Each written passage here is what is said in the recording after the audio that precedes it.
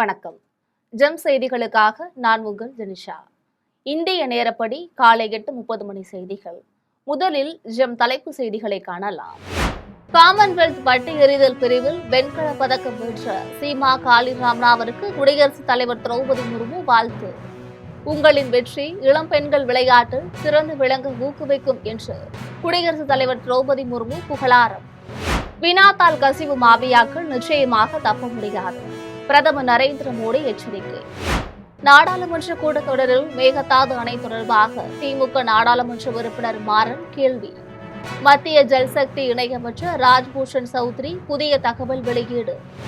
தாவேக ஆட்சி அமைந்ததிலிருந்தே மின்சாரத்தில் தடங்கல்தான், திமுக தலைவர் மு.க. ஸ்டாலின் குற்றச்சாட்டு. அமெரிக்கா தலையீடு இருக்கும் வரை ஹார்முஸ் ஜலசந்தியை திறக்க முடியாது, ஈரானின் இஸ்லாமிய புரட்சிகர பாதுகாப்பு படை திட்டவட்டம்.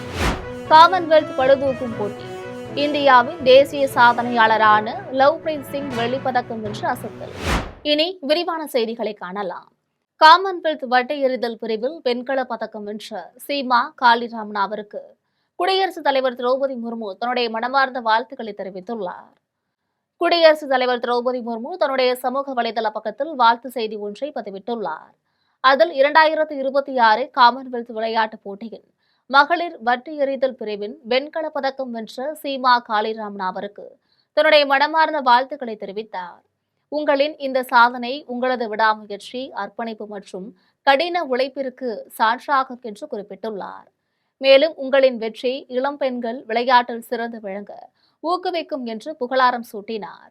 நீங்கள் தொடர்ந்து நாட்டிற்கு பெருமை சேர்த்து தர வாழ்த்துக்களை தெரிவித்துள்ளார். வினாத்தாள் கசிவு மாபியாக்கள் நிச்சயமாக தப்ப முடியாது என்று பிரதமர் நரேந்திர மோடி திட்டவட்டமாக தெரிவித்துள்ளார். பிரதமர் நரேந்திர மோடி தன்னுடைய சமூக வலைதளத்தில் வீடியோ ஒன்றை வெளியிட்டுள்ளார். அதில் கடந்த பல சகாப்தங்களாக மத்திய மாநில அரசுகள் வினாத்தாள் கசிவு என்ற மிகப்பெரிய சவாலை எதிர்கொண்டு வந்ததாக தெரிவித்துள்ளார். இதனால் கோடிக்கணக்கான மாணவர்களின் எதிர்காலம் கேள்விக்குறியாக்கப்பட்டுள்ளது என்று கூறினார். இந்த சூழலை மாற்றவே நம்முடைய அரசு தேர்வு முறையில் அதிவேக நடவடிக்கைகள், தொழில்நுட்பத்தின் பயன்பாடு மற்றும் மாநிலங்களின் ஆலோசனைகளை உள்ளடக்கிய தொடர் சீர்திருத்தங்களை மேற்கொண்டு வருவதாக தெரிவித்துள்ளார். மேலும் மாணவர்களின் எதிர்காலத்தோடு விளையாடும் வினாத்தாள் கசிவு மாபியாக்கள் நிச்சயமாக தப்ப முடியாது என்றும் அவர்களுக்கு எதிராக கடுமையான சட்ட நடவடிக்கைகள் மேற்கொள்ளப்படும் என்றும் எச்சரித்தார். தாங்கள் ஒரு மசோதாவை நாடாளுமன்றத்திற்கு கொண்டு சென்றிருந்தோம். நான் உங்களுக்கு வாக்குறுதியளித்தபடியே கடந்த 2 நாட்களாக நாடாளுமன்றத்தின் இரு அவைகளிலும் உள்ள உறுப்பினர்கள் அதனை விரிவாக விவாதித்ததாக தெரிவித்துள்ளார். பிறகு இரு அவை உறுப்பினர்களும் கடுமையான சட்டங்களுடன் இந்த மசோதாவை நிறைவேற்றியுள்ளதாக கூறினார். தற்பொழுது சர்வதேச தேர்வு முறையை நோக்கிய ஒரு முக்கிய பணி நிறைவடைந்துள்ளதாக குறிப்பிட்டுள்ளார். மேகதாது அணை திட்டத்தால் ஏற்படும் பாதிப்புகள் குறித்து தமிழக அரசு விவசாயிகள் அமைப்புகளும் அளித்த மனுக்களை மத்திய அரசு பரிசீலனைக்கு எடுத்துள்ளதாக மத்திய ஜல்சக்தி இணை அமைச்சர் ராஜ்பூஷன் சௌத்ரி தெரிவித்துள்ளார். டெல்லியில் நடைபெற்ற நாடாளுமன்ற கூட்டத்தொடரில் திமுக நாடாளுமன்ற உறுப்பினர் மாறன் மேகதாது அணை தொடர்பாக கேள்வி எழுப்பினார். இதற்கு மத்திய ஜல்சக்தி இணை அமைச்சர் ராஜ்பூஷன் சௌத்ரி எழுத்துப்பூர்வமாக பதிலளித்துள்ளார். அதில் கர்நாடக அரசின் மேகதாது திட்ட அறிக்கை காவிரி நீர் தீர்ப்பாயத்தின் தீர்ப்புக்கும் தற்பொழுது நடைமுறையில் உள்ள மத்திய நீர்வள ஆணைய வழிகாட்டுதல்களுக்கும் இணங்க திருத்தப்பட்டு மீண்டும் சமர்ப்பிக்குமாறு திருப்பி அனுப்பப்பட்டுள்ளதாக தெரிவித்துள்ளார்.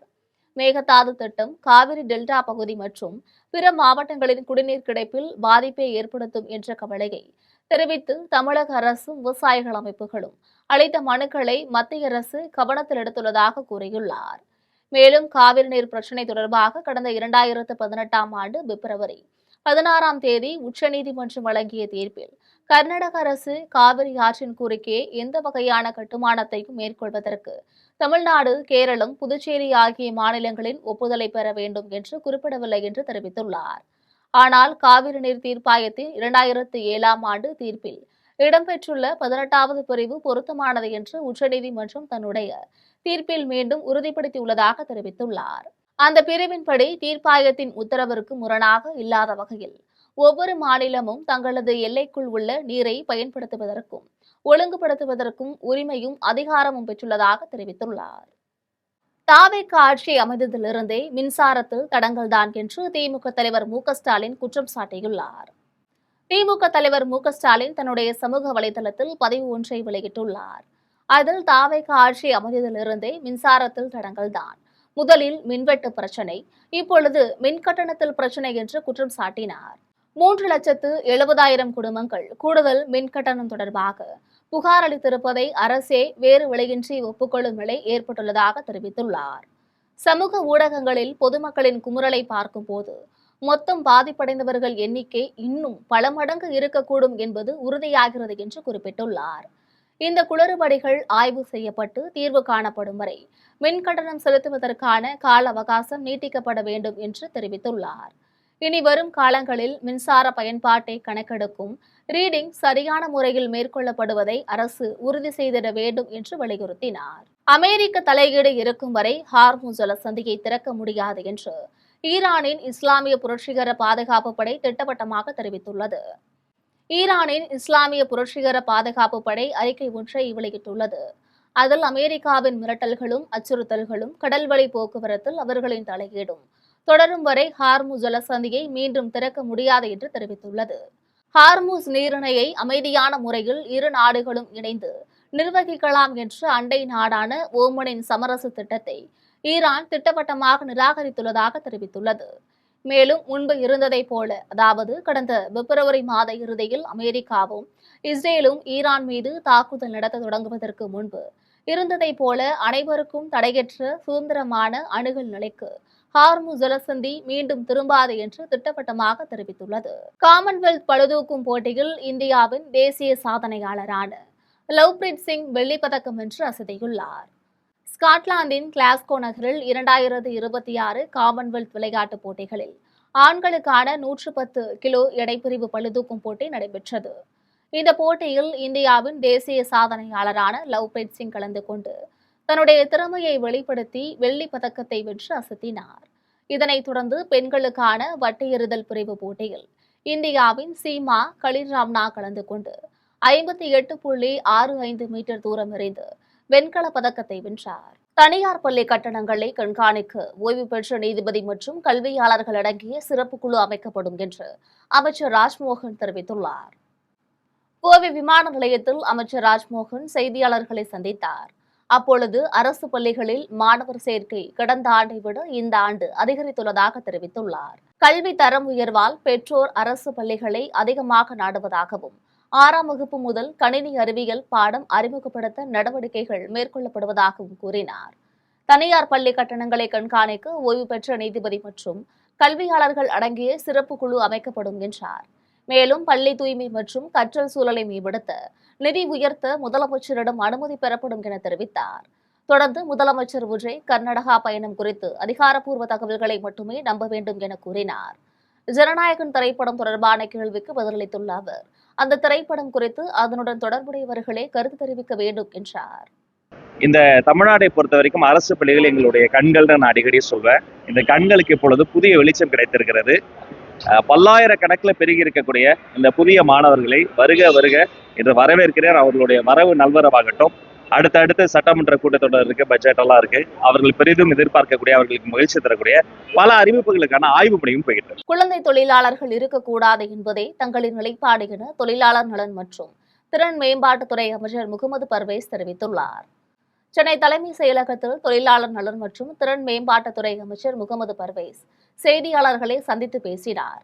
அப்போது 136 இளநிலை பயிற்சி அலுவலர்கள் உதவி பயிற்சி அலுவலர்களாக பதவி உயர்வு பெற்றுள்ளதாக தெரிவித்தார். தொழிற்சாலைகளில் விபத்துகள் ஏற்படாத வண்ணம் பாதுகாப்பு ஏற்பாடுகள் செய்துள்ளதாகவும், குறிப்பாக சிவகாசியில் பாதுகாப்பு ஏற்பாடுகள் தீவிரப்படுத்தியுள்ளதாகவும் கூறினார். குழந்தை தொழிலாளர்கள் இருக்கக்கூடாது என்பதே தங்களின் நிலைப்பாடு என்று தெரிவித்தார். பதவி உயர்வு வழங்குவது வெளிப்படைத்தன்மையுடன் இருக்கும் என்றும் உறுதியளித்தார். பல வருடமா இந்த இஷ்யூலாம் நடந்துகிட்டு இருக்கு சார். இப்போ நம்ம இந்த அமோனியா இஷ்யூ கூட நம்ம அன்றைக்கி சொன்னதுலேருந்து ஸ்குவாட் டீம் 21 ஸ்குவாட் டீம் போட்டு நம்ம எல்லாமே பண்ணி, அதுக்கும் ஒரு சில கம்பெனிஸ் ஃபேக்ட்ரிஸ் ஒரு சில தவறுகள் நடக்கும்போது நம்ம ஷோகாஸ் நோட்டீஸ் மாதிரி 28 பேர் கொடுத்து அதுலேயும் அவங்க எல்லாமே சரி செஞ்சுட்டு வந்துட்டாங்க சார்.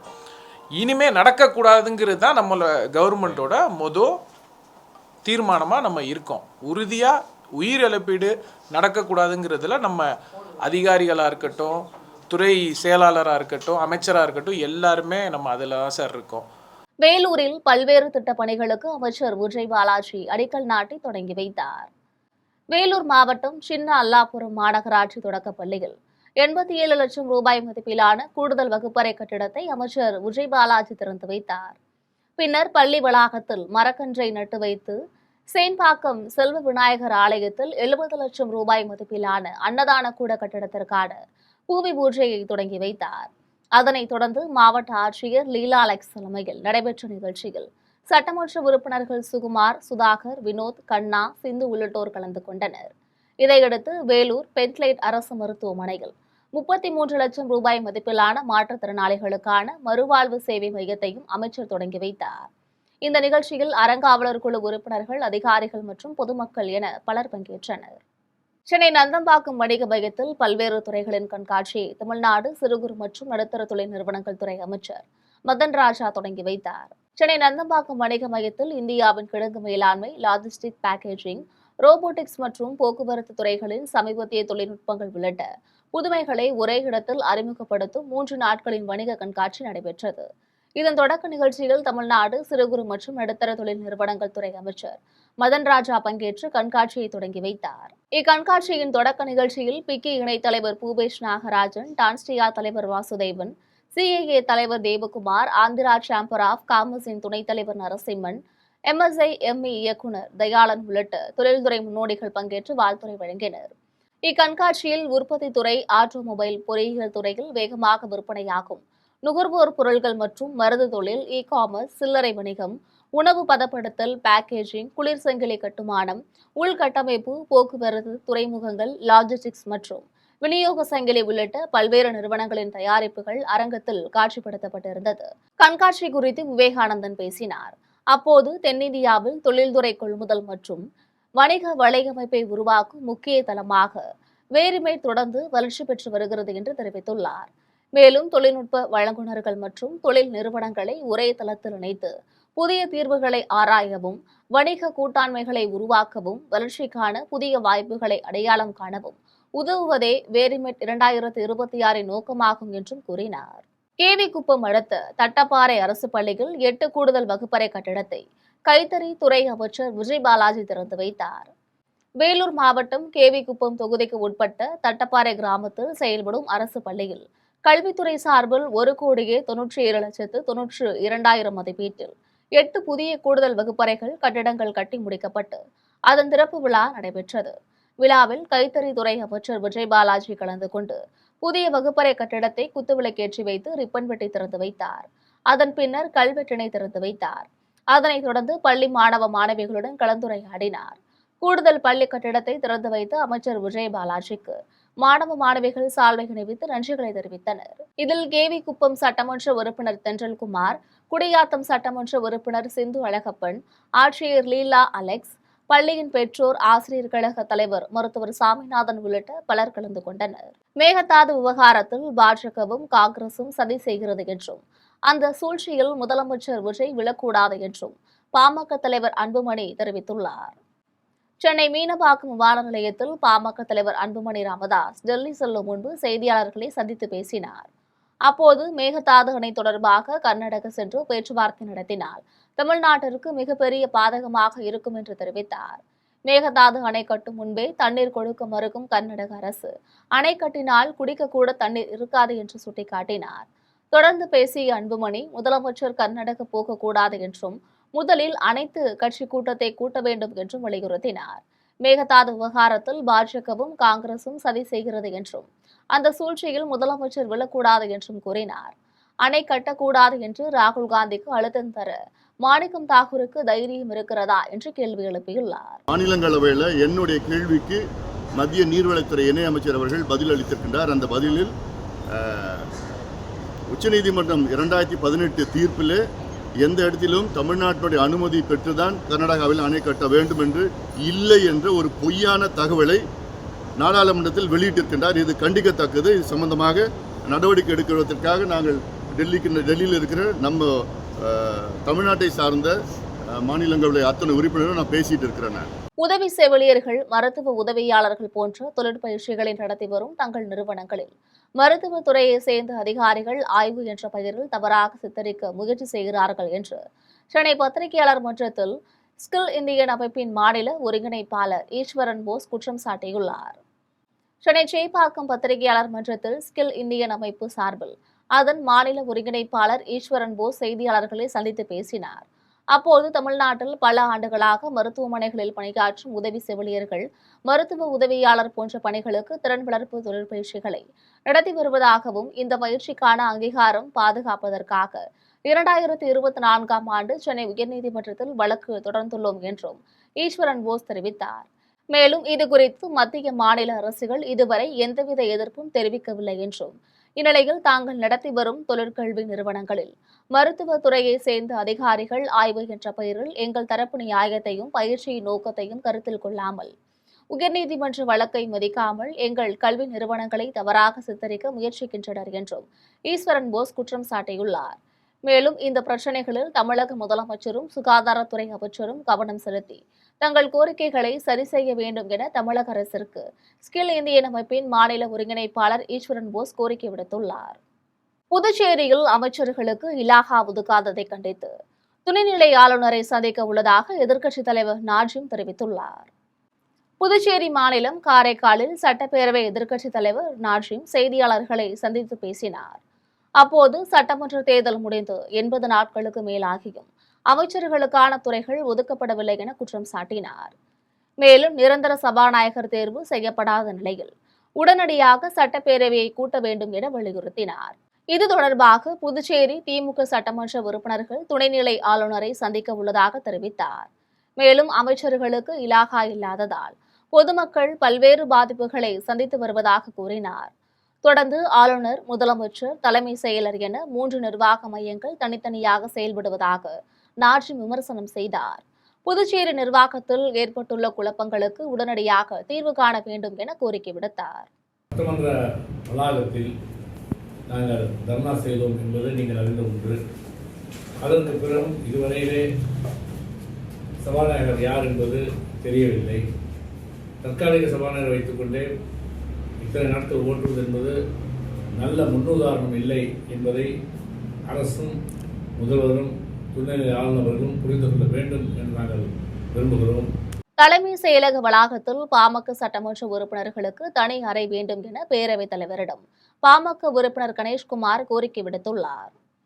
தமிழக சட்டப்பேரவையில் நிதிநிலை அறிக்கை ஆகஸ்ட் மாதம் 5ஆம் தேதி தாக்கல் செய்யப்பட உள்ள நிலையில் பாமக சட்டமன்ற உறுப்பினர் செஞ்சி கணேஷ்குமார் பேரவைத் தலைவரை சந்தித்தார். அப்போது பாமகவின் 4 சட்டமன்ற உறுப்பினர்களுக்கும் தலைமை செயலக வளாகத்தில் தனி அறை ஒதுக்க வேண்டும் என கோரிக்கை விடுத்தார். பின்னர் செய்தியாளர்களை சந்தித்த அவர் தனி அறை ஒதுக்க பேரவைத் தலைவர் ஒப்புக்கொண்டதற்கு நன்றிகளை கூறினார். மேலும் மேகதாது அணை விவகாரத்தில் தமிழகத்தின் அனைத்து கட்சிகளும் ஒரே நிலைப்பாட்டில் உள்ள நிலையில் காங்கிரஸ் கட்சியின் சிலர் கர்நாடகத்திற்கு உதவுவதாக பேசுவதாக குற்றம் சாட்டினார். தொடர்ந்து தமிழகம் வரும் ராகுல் காந்தி தமிழகத்திற்கான காவிரி நீரை வழங்க கர்நாடக அரசை வலியுறுத்த வேண்டும் என கேட்டுக்கொண்டார். இல்லையெனில் ராகுல் காந்திக்கு எதிராக பாமக இளைஞரணி சார்பில் போராட்டம் நடத்தப்படும் என செஞ்சி கணேஷ்குமார் தெரிவித்தார். கர்நாடகத்திற்கு ஆதரவாக செயல்படுகின்ற காங்கிரஸ் கட்சியினுடைய தலைவர் வரும்போது நாங்களும் ஒரு போராட்டத்தை, ஒரு அடையாள போராட்டத்தை முன்னெடுக்கிறோம் தான் கேட்டுக்கிட்டு இருக்கிறோம். ஆனால் எங்கள் தலைமை இன்னும் சொல்லாமல் இருக்கிறாங்க. ஏன்னா பொறுப்புணர்வோடு இருக்கிறார்கள் எங்களுடைய தலைமை. நீங்கள் ஒரு கட்சியினுடைய தலைவராக இருக்கும் பொழுது மேகதாது இஷ்யூவில் ஒட்டுமொத்தமாக சேர்ந்து எல்லாரும் ஒன்றா சேர்ந்து தீர்மானம் நிறைவேற்றிருக்கிற இடத்துல இந்த ஒற்றுமையை சீர்குலைக்கின்ற நடவடிக்கையை மேற்கொள்வது என்பது எந்த விதத்தில் நியாயமாக இருக்கும்? மரியாதைக்குரிய ராகுல் காந்தி அவர்கள் தமிழ்நாட்டுக்கு என்ன பண்ணிட்டார்? சேலத்தில் இந்தியன் வங்கியின் மெயின் கிளை திறப்பு விழாவில் மாவட்ட ஆட்சியர் பங்கேற்று வாழ்த்துரை வழங்கினார். இந்தியன் வங்கியின் சேலம் மெயின் கிளை சேலம் விஜார் தெருவில் திறப்பு விழா நடைபெற்றது. இவ்விழாவில் சிறப்பு விருந்தினராக சேலம் மாவட்ட ஆட்சியர் இளம் பகவத் கலந்து கொண்டு வாழ்த்துரை வழங்கினார். சேலம் மெயின் கிளையை இந்தியன் வங்கியின் நிர்வாக இயக்குநரும் தலைமை செயல் அதிகாரியுமான வினோத்குமார் திறந்து வைத்து பொதுமக்களின் பயன்பாட்டிற்காக ரிப்பன் வெட்டி துவக்கி வைத்தார். புதிய கிளை திறப்பு விழாவில் வாடிக்கையாளர்கள், பொதுமக்கள் மற்றும் தொழில் நிறுவன பிரதிநிதிகள் ஆகியோர் திரளாக கலந்து கொண்டனர். இந்நிகழ்ச்சிக்கு சேலம் மண்டல மேலாளர் சுஷீலா மற்றும் சேலம் மெயின் கிளை மேலாளர் ஆனந்தன் ஆகியோர் ஏற்பாடுகளை சிறப்பாக செய்திருந்தனர். வேலூர் அருகே அரசு மருத்துவக் கல்லூரி மருத்துவமனையில் பிரேத பரிசோதனை செய்ய 2000 ரூபாய் லஞ்சம் பெற்ற ஊழியரை சஸ்பெண்ட் செய்து மாவட்ட ஆட்சியர் உத்தரவிட்டார். வேலூர் மாவட்டம் பட்டிக்கொள்ளை மலை கிராமத்தை சேர்ந்தவர் சரவணன். இவர் எலிமருந்து சாப்பிட்டு உயிரிழந்த நிலையில் அவரது உடல் பிரேத பரிசோதனைகளுக்காக மருத்துவமனைக்கு கொண்டு வரப்பட்டது. அப்போது மருத்துவமனை ஊழியர் கண்ணன் தேவையான பொருட்கள் வாங்க பணம் தர வேண்டும் என உறவினர்களிடம் கேட்டதாக கூறப்படுகிறது. துக்கத்தில் இருந்த உறவினர்களிடம் லஞ்சம் கேட்ட சம்பவம் மலைவாழ் மக்களிடையே அதிருப்தியை ஏற்படுத்தியது. இதனை ஒருவர் ரகசியமாக வீடியோக்கள் எடுத்து சமூக வலைதளங்களில் வெளியிட்டதால் காட்சிகள் வைரலானது.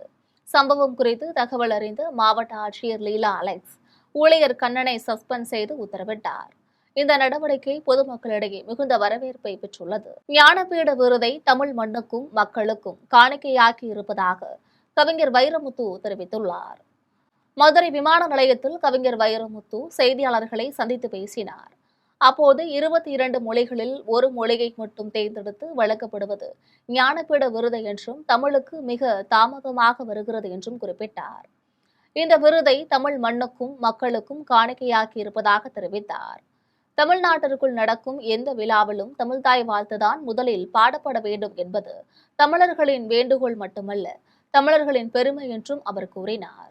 ஞானபீடம் விருது பெற்று மதுரை மண்ணுக்கு முதலில் வருகிறேன். இவர்களின் கோலாகலத்தை பாருங்கள், கொண்டாட்டத்தை பாருங்கள், முகத்தில் மின்னும் மலர்ச்சியை பாருங்கள், கண்ணில் ஒளிரும் மின்னலை பாருங்கள். இந்த விருது தங்களுக்கெல்லாம் வழங்கப்பட்டதாக தமிழ் சமுதாயம் கருதுகிறது. என்னை இந்த விருதுக்கு தகுதிப்படுத்திய என் ஆசான்கள், எழுத்தாளர்கள், கவிஞர்கள், தலைவர்கள், ஒவ்வொரு சமூக மனிதனுக்கும் இந்த விருதை நான் காணிக்கையாக்குகிறேன், நன்றி சொல்கிறேன். சென்னை குன்றத்தூர் அருகே தரமற்ற முறையில் கால்வாய் அமைக்கும் பணி நடைபெற்று வருகிறது என்று அப்பகுதி மக்கள் மற்றும் சமூக ஆர்வலர்கள் தரப்பில் குற்றம் சாட்டுகின்றனர். ஸ்ரீபெரும்புதூர் செல்லும் நெடுஞ்சாலையில் குன்றத்தூர் அருகே சாலையின் ஓரம் கால்வாய் அமைக்கும் பணிகள் நடைபெற்று வருகிறது. இந்நிலையில் கால்வாயில் தேங்கியிருந்த தண்ணீரை அகற்றாமல் தண்ணீரில் கான்கிரீட் கலவைகளை கொட்டி கால்வாய் அமைக்கும் பணி நடைபெற்று வருகிறது. இதனால் அப்பகுதி பொதுமக்கள் மற்றும் சமூக ஆர்வலர்கள் கால்வாய் அமைக்கும் பணியில் ஈடுபட்டவர்களிடம் தண்ணீரை அகற்றிவிட்டு கால்வாய் அமைக்குமாறு கூறிய நிலையில் அதனை சற்றும் பொருட்படுத்தாமல் அங்கிருந்த பணியாளர்கள் தொடர்ச்சியாக கால்வாய் பணிகளை மேற்கொண்டு வருகின்றனர் என பொதுமக்கள் மற்றும் சமூக ஆர்வலர்கள் குற்றம் சாட்டுகின்றனர். மேலும் தரமற்ற முறையில் கால்வாய் அமைப்பதால் மக்களின் வரிப்பணம் வீணாகிறது என்றும் கனரக வாகனங்கள் செல்லக்கூடிய சாலை வருகின்ற நாட்களில் எளிதில் சேதமடையும் என்றும் இதனால் குன்றத்தூர் அருகே கால்வாய் அமைக்கும் ஒப்பந்ததாரர்கள் தரமான கால்வாய் அமைக்க வேண்டும் என்று அப்பகுதி மக்கள் சமூக ஆர்வலர்கள் கோரிக்கை விடுத்துள்ளனர். தேனி மலை பகுதிகளில் வசித்து வருபவர்களை வனத்துறை அதிகாரிகள் வனப்பகுதியை விட்டு வெளியேற கட்டாய கையொப்பம் பெற முயன்றதாக விவசாயி குற்றம் சாட்டியுள்ளார். தேனி வருஷ நாடு மேகமலை வனப்பகுதிகளில் வசிக்கும் விவசாயிகளை வெளியேற்ற வனத்துறை நடவடிக்கை எடுத்து வருவதாக குற்றச்சாட்டு எழுந்துள்ளது. கண்டமனூர் வனச்சரக அலுவலகத்தில் விசாரணைக்கு ஆஜரான விவசாயி சிலம்பரசன் 2006 வன உரிமை சட்டத்தின்படி தங்கள் குடும்பம் 4 தலைமுறைகளாக அப்பகுதியில் வசித்து வருவதாகவும் அதை அதிகாரிகள் ஏற்க மறுத்ததாகவும் கூறினார். மேலும் வழக்கு பதிவு செய்வோம், வீட்டை இடிப்போம் என மிரட்டி வனப்பகுதிகளை விட்டு வெளியேற கட்டாய கையொப்பம் பெற முயன்றதாகவும் அவர் குற்றம் சாட்டினார். அரசு தலையிட்டு தங்களது வாழ்வாதாரத்தை பாதுகாக்க நடவடிக்கைகள் மேற்கொள்ள வேண்டும் என விவசாயிகள் கோரிக்கை விடுத்துள்ளனர். பனைமடல் கிராமத்தில் தனியார் பட்டா நிலத்தில் அரசு அதிகாரிகள் அத்துமீறி நுழைந்ததாகவும் விவசாயியை நெஞ்சில் கை வைத்து தள்ளியதாகவும் கூறப்படும் சம்பவம் பரபரப்பை ஏற்படுத்தியுள்ளது. சேலம் மாவட்டம் வாழப்பாடி அருகே பனைமடல் கிராமத்தில் நீரோடை பாதை ஆக்கிரமிப்பில் இருப்பதாக அதே பகுதியை சேர்ந்த சுப்பிரமணியன் என்பவர் சென்னை உயர்நீதிமன்றத்தில் வழக்கு தொடர்ந்திருந்தார். அந்த வழக்கில் நீதிமன்றம் பிறப்பித்த உத்தரவின் அடிப்படையில் துறை தொடர்புடைய அதிகாரிகள் JCB இயந்திரம் மூலம் நீரோடை பாதையை வாய்க்காலாக சீரமைக்கும் பணியில் ஈடுபட்டனர். அப்போது அருகிலுள்ள பட்டா நிலத்தின் உரிமையாளரான முருகேசன் தனது நிலத்தையும் சேர்த்து தோண்டப்படுவதாக கூறி பணியை எதிர்த்து பெத்தநாயக்கன் பாளையம் வட்டாட்சியர் ஜெயந்தி மற்றும் வருவாய்த்துறை அதிகாரிகளுடன் கடும் வாக்குவாதத்தில் ஈடுபட்டார். இந்நிலையில் அங்கு பணியாற்றும் சமூக பாதுகாப்பு திட்ட தனி தாசில்தார் நல்லுசாமி முருகேசனை நெஞ்சில் கைவிட்டு தள்ளியதாக கூறப்படுகிறது. இதனால் அப்பகுதியில் பரபரப்பு ஏற்பட்டது. திருச்செந்தூர் அருகே தொடக்க வேளாண் கூட்டுறவு வங்கியில் நகை பணம் மோசடி செய்யப்பட்டதால் பொதுமக்கள் சாலை மறியல் போராட்டத்தில் ஈடுபட்டனர். தூத்துக்குடி திருச்செந்தூர் அருகே உள்ள குரும்பூர் தொடக்க வேளாண் கூட்டுறவு வங்கியில் பாதுகாப்பாக வைக்கப்பட்ட மக்களின் 548 நகை பைகளில் 261 நகை பைகள் மாயமானதாக தெரியவந்தது. மாயமான நகைகள் இருப்பில் இருப்பது போன்று போலியாக கணக்கை உருவாக்கி ரூபாய் 2,03,92,700 வரை மோசடி செய்ததாக தெரியவந்துள்ளது. இந்நிலையில் வங்கிக்கு வருகை தந்த அதிகாரிகளுடன் பொதுமக்கள் கடும் வாக்குவாதத்தில் ஈடுபட்டனர். இதையடுத்து பாதிக்கப்பட்ட பொதுமக்கள் குரும்பூர் பஜார் பகுதியில் சாலை மறியல் போராட்டத்தில் ஈடுபட்டனர். இதனால் பரபரப்பு ஏற்பட்டது. இதுகுறித்து தகவல் அறிந்து சம்பவ இடத்திற்கு வந்த குரும்பூர் காவல்துறையினர் மற்றும் கூட்டுறவு வங்கி இணைப்பதிவாளர் குமாரி கிருஜா பாதிக்கப்பட்டவர்களிடம் பேச்சுவார்த்தை நடத்தியதை அடுத்து அவர்கள் அங்கிருந்து கலைந்து சென்றனர். இதனால் அப்பகுதியில் போக்குவரத்து பாதிக்கப்பட்டது. புதுக்கோட்டை அருகே கோவில் திருவிழாவை அமைதியாக நடத்த வலியுறுத்தி மாற்று சமூகத்தினர் தங்கள் குழந்தைகளை பள்ளிக்கு அனுப்பாமல் தர்ணா போராட்டத்தில் ஈடுபட்டதால் அப்பகுதியில் பெரும் பரபரப்பு நிலவியது. புதுக்கோட்டை மாவட்டம் வளவம்பட்டி கிராமத்தில் உள்ள மூங்கில் அய்யனார் கோவில் திருவிழாவில் வழிபாடு நடத்துவது தொடர்பாக பட்டியல் சமூக மக்களுக்கும் மாற்று சமூகத்தினருக்கும் கருத்து வேறுபாடு நிலவியது. இதன் விளைவாக திருவிழா நிறுத்தப்பட்டு அந்த கிராமத்தில் தொடர்ந்து காவல்துறையினர் பொதுமக்களின் பாதுகாப்புக்காக குவிக்கப்பட்டுள்ளனர்.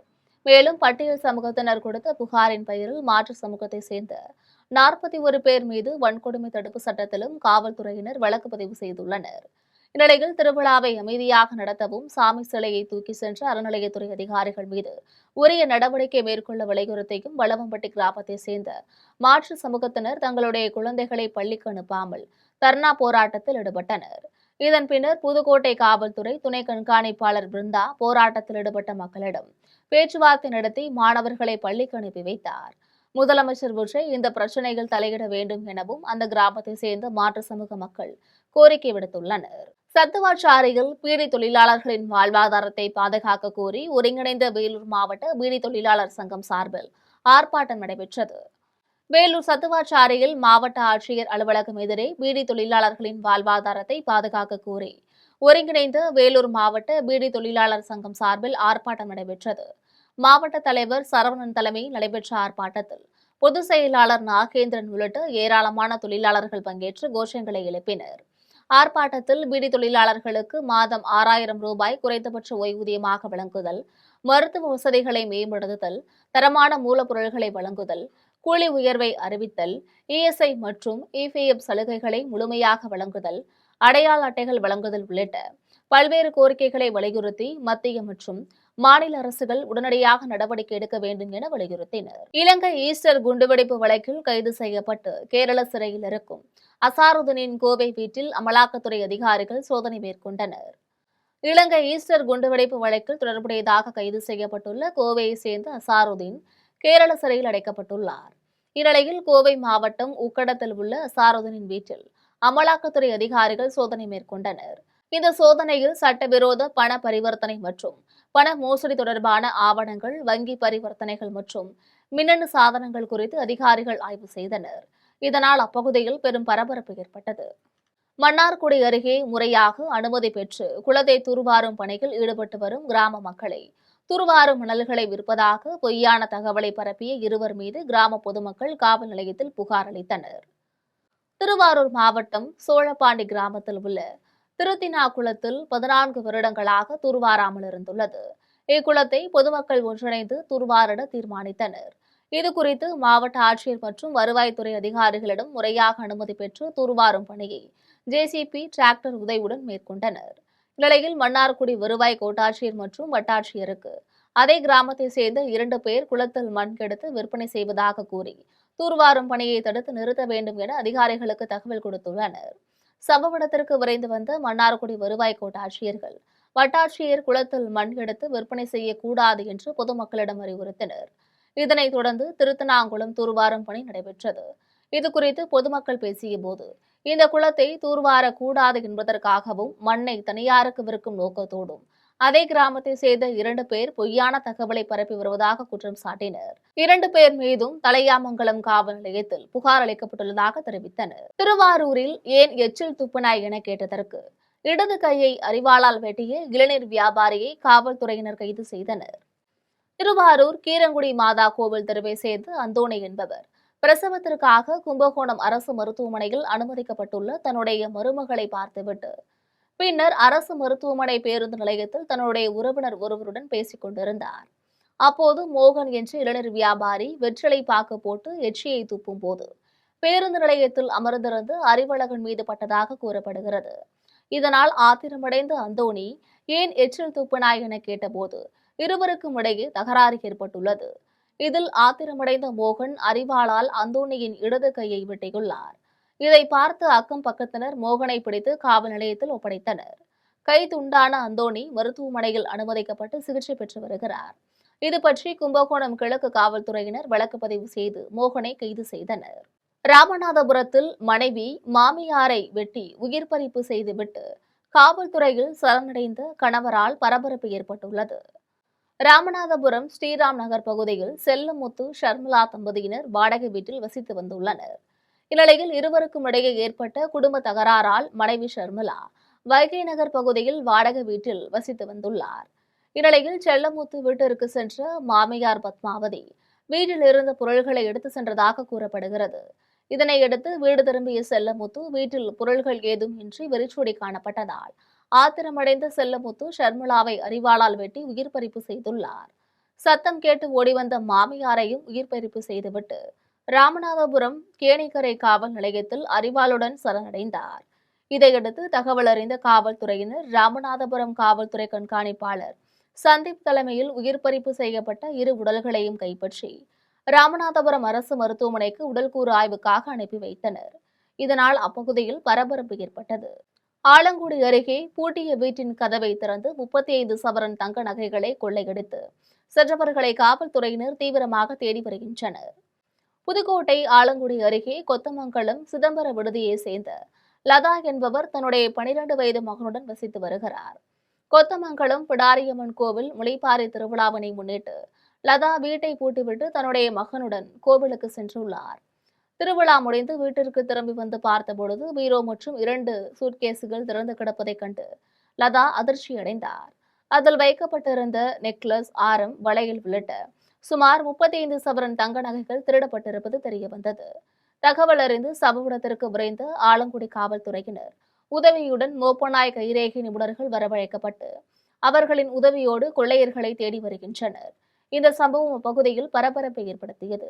கேவிக்குப்பம் அருகே ஆட்டோ ஓட்டுநரை மதுபோதையில் தள்ளிவிட்டு உயிர் பறிப்பு செய்துவிட்டு தலைமறைவான நபரை காவல்துறையினர் தேடி வருகின்றனர். வேலூர் கேவிக்குப்பம் அடுத்த சின்னநாகல் பகுதியை சேர்ந்த ஆட்டோ டிரைவரான குப்பனுக்கு மது பழக்கம் உள்ளது. இந்நிலையில் மது அருந்துவதற்காக சென்றவர் வீட்டின் அருகில் இறந்து கிடந்துள்ளார். இதனை கண்டு அதிர்ச்சியடைந்த குடும்பத்தினர் உடனடியாக கேவிக்குப்பம் காவல்துறையினருக்கு தகவல் கொடுத்துள்ளனர். தகவல் அறிந்து அங்கு சென்ற காவல்துறையினர் குப்பனின் உடலை மீட்டு உடற்கூறு ஆய்வுகளுக்காக வேலூர் அடுக்கம்பாறை அரசு மருத்துவமனைக்கு அனுப்பி வைத்தனர். இதுகுறித்து காவல்துறையின் விசாரணையில் குப்பனும் அதே பகுதியை சேர்ந்த ராகவேந்திராவும் மது அருந்தும் போது குடும்ப தகராறு குறித்து இருவருக்கும் மதுபோதை தலைக்கு ஏறிய நிலையில் வாக்குவாதத்தில் ஈடுபட்டுள்ளனர். இதில் குப்பனை ராகவேந்திரா கீழே தள்ளிய போது பாறை மீது குப்பன் விழுந்து உயிரிழந்ததாக தெரியவந்துள்ளது. மேலும் தலைமறைவான ராகவேந்திராவை காவல்துறையினர் தேடி வருகின்றனர். மீண்டும் ஜெம் தலைப்புச் செய்திகள்.